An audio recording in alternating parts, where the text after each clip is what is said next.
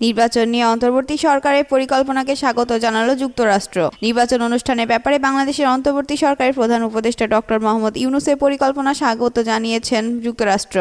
মার্কিন পররাষ্ট্র দপ্তরের মুখপাত্র বেদান্ত প্যাটেল গতকাল বুধবার সাংবাদিকদের কাছে একথা বলেন। প্যাটেল বলেন, নির্বাচনের প্রস্তুতির জন্য বাংলাদেশের অন্তর্বর্তী সরকারের নেওয়া পদক্ষেপগুলোকে তারা স্বাগত জানান।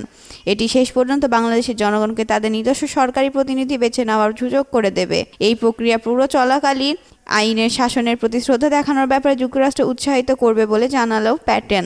তিনি বলেন, একই সঙ্গে গণতান্ত্রিক নীতির প্রতি সম্মান দেখানো হবে বলেও আশা করে যুক্তরাষ্ট্র যাতে একটি উত্তরণ কার্যকর হয়। বাংলাদেশের অন্তর্বর্তী সরকারের প্রধান উপদেষ্টা ডক্টর ইউনূস গত সোমবার বলেছেন, শিক্ষার্থীদের নেতৃত্বাধীন গণ অভ্যুত্থানে গত আগস্টে শেখ হাসিনা সরকারের পতন হয়। তিনি দেশ ছেড়ে প্রতিবেশী ভারতে চলে যান।